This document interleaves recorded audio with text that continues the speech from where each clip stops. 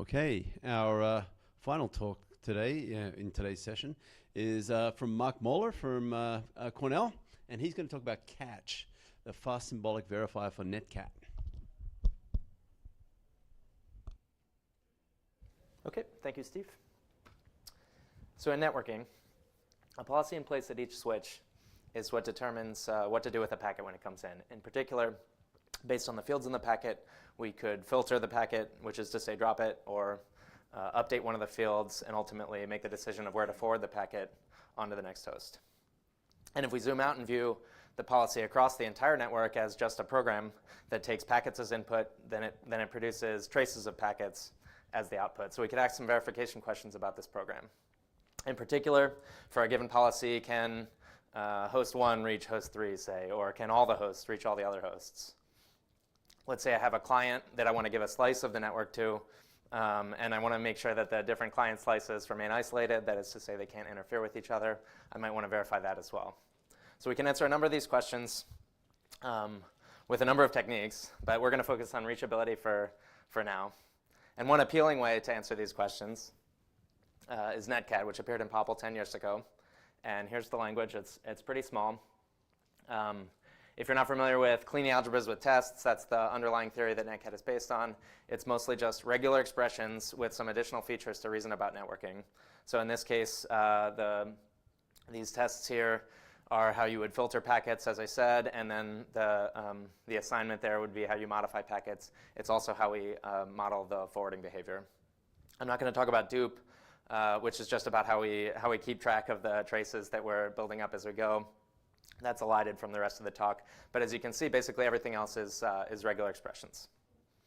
Okay, so the great thing about NetKAT is it's sound, complete, and decidable. That is to say, we have axiomatic theory, and that's the basis for the verification ultimately.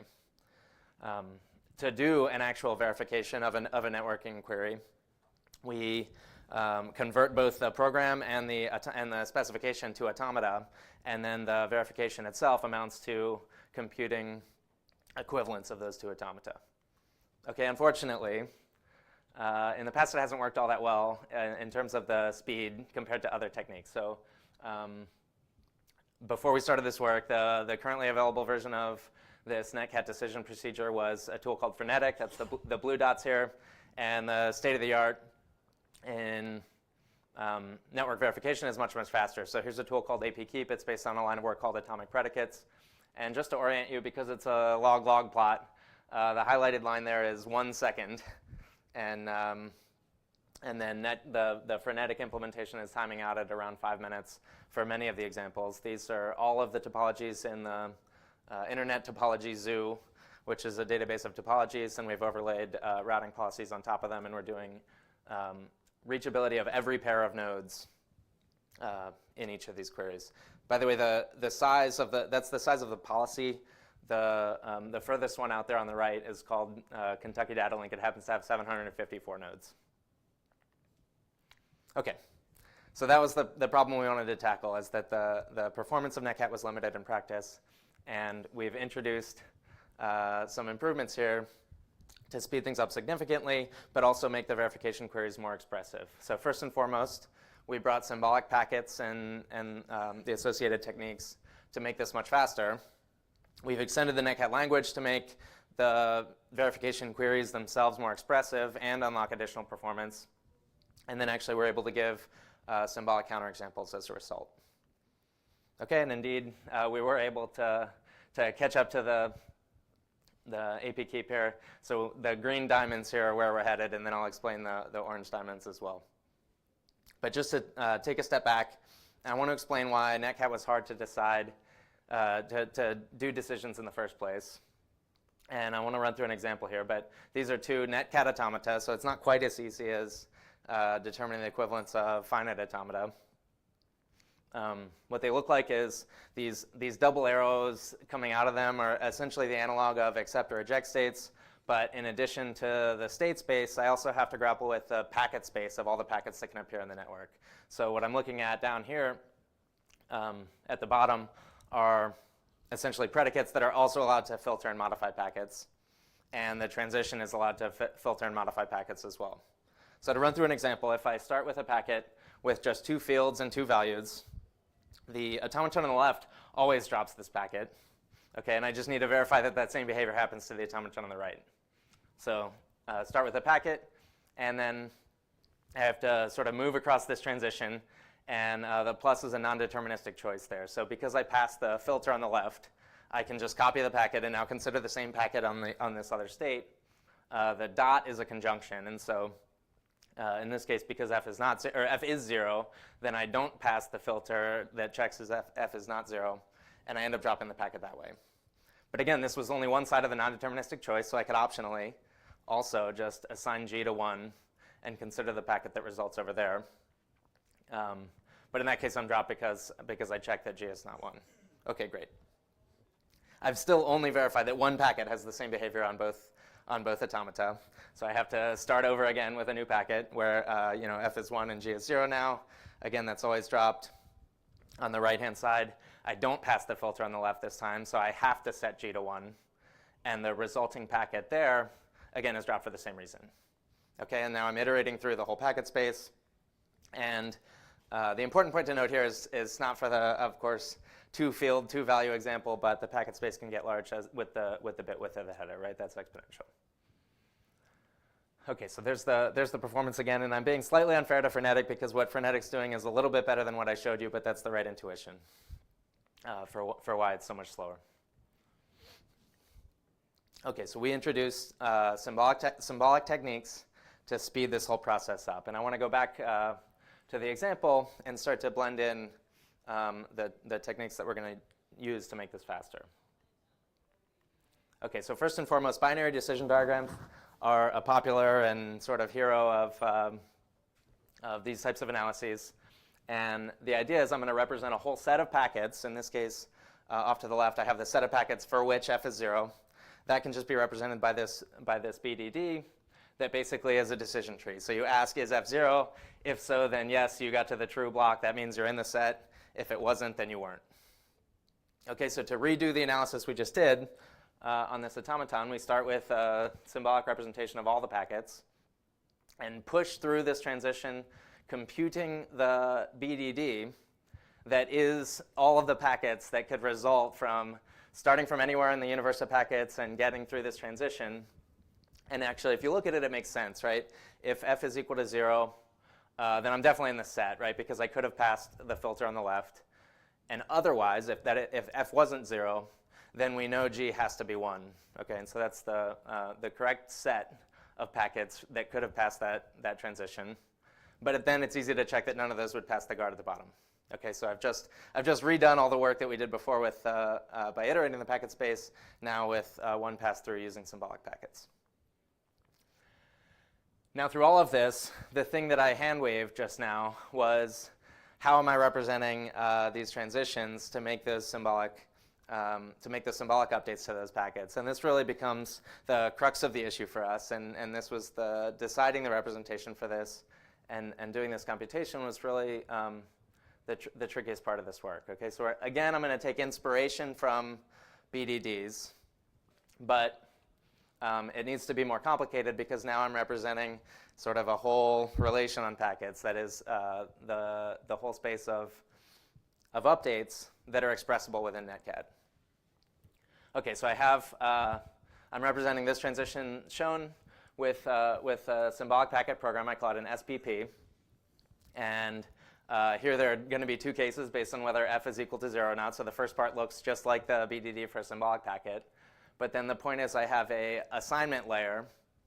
And just because I tested against 0, I'm going to maintain 0 in that case. And well, because in the other case, there's no assignments to f. I'm just going to maintain for right now. And we'll see where we're going with this, because there are going to be two cases. Now, when I get to the layer for the field g, there are no tests against g anywhere in the transition. So those are both going to be the default case for now. But then the interesting thing happens when I get to the assignment case. And in particular, for packets for which f is 0, I have that choice of whether to pass the guard on the left or perform the assignment g equals 1, and that's why both of those end up in the true case there. But if f wasn't 0, you go back to the beginning and you follow your way down. If f wasn't 0, we know we're not going to pass the guard on the left, and so we have to assign g to 1. That's reflected in the legs down there.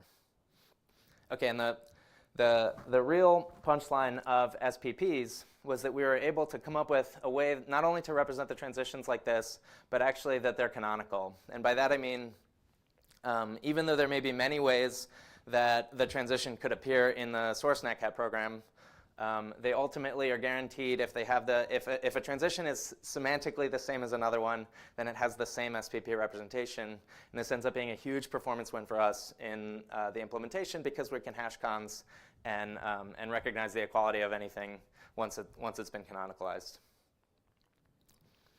Okay, then taking a step further out in terms of how the implementation works here.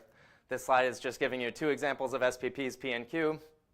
And then we can perform all the clean algebra operations on them as sort of algebraic operation. So what's shown on the right there is P symmetric difference Q, and then take the Kleene star for the 2 SPPs shown first and second. And this is just to tell you that we defined all these operations for plus dot and star. Those are the classic Kleene algebra operations. But then we also have intersection, set difference, and symmetric difference.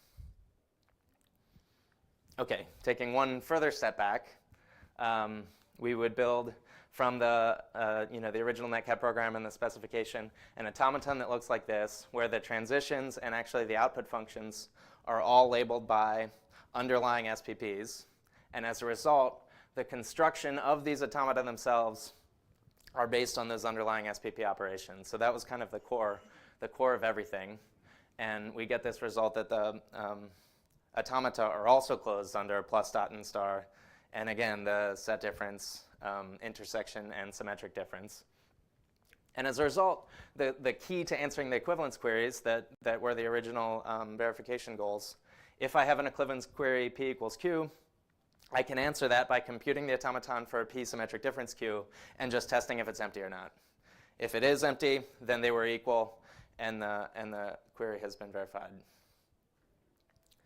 Now this only gets us actually to here. So everything I've told you, if you do all that, you've made a significant improvement on frenetic in terms of NetKAT, but you're not quite to the state of the art. That was when we introduced additional NetKAT features to unlock some of the additional power of the symbolic representation. Okay, so just to tell you in the frenetic way, or in the sort of naive encoding of all pairs equivalence queries, you write an expression that looks like this, and this is the equivalence query itself. But note that it has to happen for every I and j in the network, where n is the number of hosts that you're trying to verify the reachability of. Well, that's n-squared queries. On the other hand, if you know that the underlying representation are symbolic packets, what you're going to be able to do is only iterate over the hosts once and compute, leaving from host I, what's the symbolic representation of all of the reachable nodes, after considering all behaviors of the network, and check, is that the symbolic packet that represents all of the other hosts? And what I've done is reduce it down to only linearly many queries. And indeed, by doing that, the KATch reveals itself as competitive with the state of the art there. Okay, and the last thing I wanted to mention was that sort of as an immediate consequence of this formula that I gave you before, because I'm taking the symmetric difference of P and Q and comparing it to empty, if it's not empty, then the result that I've computed is an automaton with these SPPs as transitions, and that thing is a symbolic representation of all of the counterexamples to the difference between the program you wrote and the specification. And so you could use that symbolic automaton to produce concretely all of the traces that witness the difference in behavior between the program you wanted and the program you have. Okay. And with that, I'm happy to answer any questions.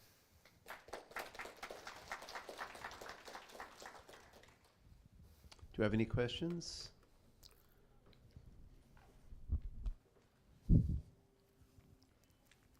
So this is really cool work, and I love that it also works on equational fragments, which sort of motivates me to ask for expressive power questions. Like, could I do something like ask, if I added this new route to this existing network, would I get the same thing as this other network? That sort of stuff. I think so, if I understand your question correctly, that you could do all that within the expressivity of our language, and then the equivalence query that you asked is just another equivalence to run against the solver.